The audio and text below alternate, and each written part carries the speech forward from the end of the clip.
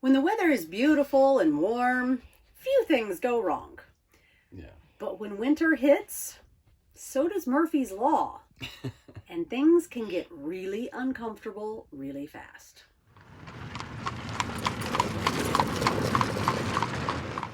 So things have gotten very interesting in our And little fun. boondocking adventure. I don't know if I'd go as far to call it fun. For about 24 hours now, we've had cold temperatures Illinois, I guess. for Southern Illinois, yeah. We were in the low 30s, high 20s most of yesterday. That was Thanksgiving Day. And last night we hit about 19 degrees, according to the Weather Channel. It's about all we've got to go on. And as expected, things started freezing up this morning. So I tried to prepare a little bit, but as of this morning, I was having to haul water to the goats and the chickens by filling them inside the camper and then hauling it out there. But by this afternoon, our fresh water started running low as a result, the fresh water that's in the camper. Mm-hmm. And unfortunately, the spouts did not thaw outside, so we are running very low on water. So nobody got a shower tonight. We had to limit the teeth brushing. Yeah.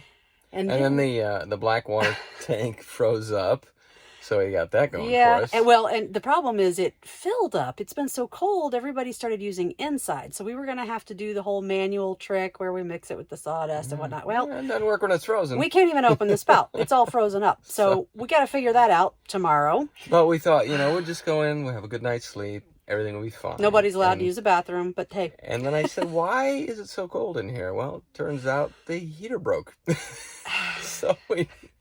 So we put all the kids in the warmest clothes they have. We gave them the few blankets we have. We piled them all in rooms together. We told them if they get too cold, just come in here. Because we have a goose down comforter. Yep. And, if we have 7 people in one bed, we'll all be warm. And tomorrow when the sun comes up, I'll figure it out. We'll try to fix it.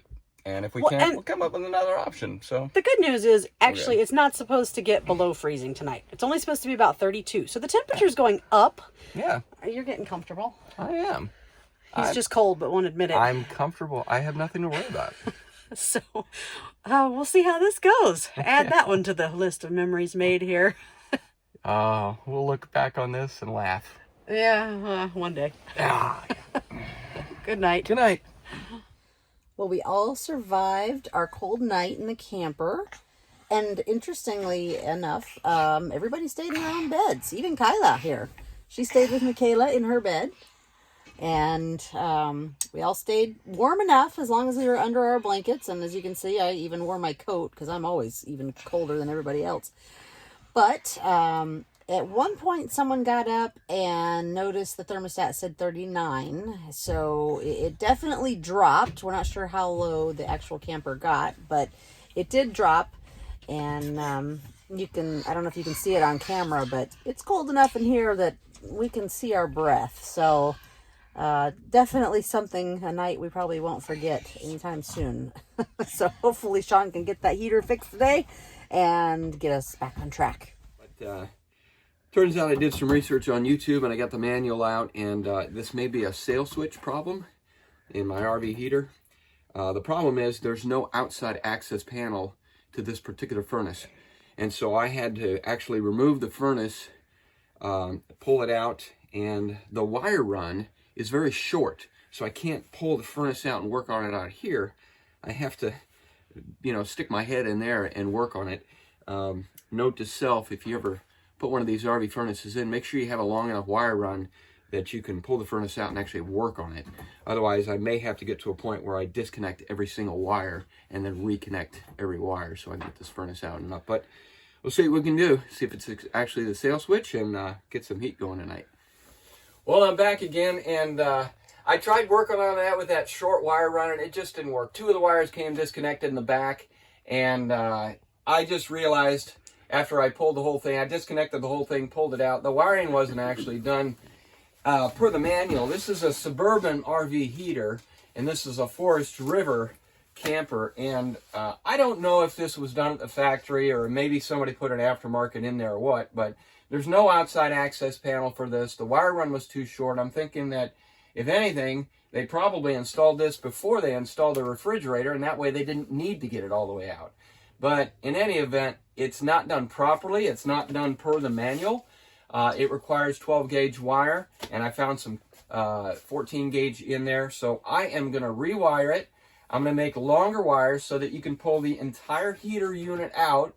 That way, if I ever sell this camper, the guy after me will be able to spend about 20 minutes fixing a problem as opposed to an hour and a half like I am.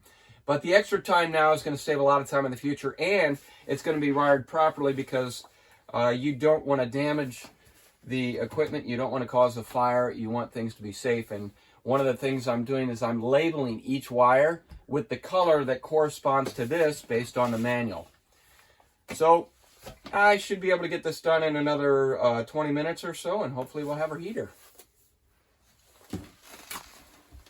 All right, well, here's the moment of truth. I've got all the extended wires, and as you can see, this thing can come way out here and you can work on the whole thing. You can turn it sideways, and it's not stretching those wires or straining anything. One thing you want to be careful of, though, is make sure those loose wires don't get in that fan, that swirl fan there. It'll suck those wire in, wrap them up, and that won't be pretty. I've attached the propane back up, and now generally you don't want to run this inside like this unless it's vented to the outside, but I'm going to test it real quick because my guess was it was the sail switch in the back. My sail switch actually had some kind of dirt on it. What I think was happening is I was getting condensation and it was blowing dust through there, and that dust was collecting on the sail switch and creating mud. Well, that sail switch is really light and it has to blow up and close a contact, and if it gets heavy with dust or hair or dirt or anything like that, it can't blow up enough. So that's my theory, that it got too heavy. So I cleaned it off. I've rewired everything. And here's a moment of truth here. You already got the propane back on? The propane's back on, and we've got power on it. Now, it runs through a cycle, about 15 seconds, where it turns the fan on, it checks that the sail switch contact is good, and it also checks a thermocouple up front.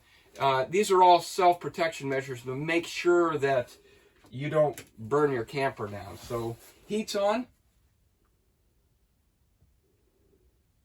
There's a click in the thermostat, which powers the fan.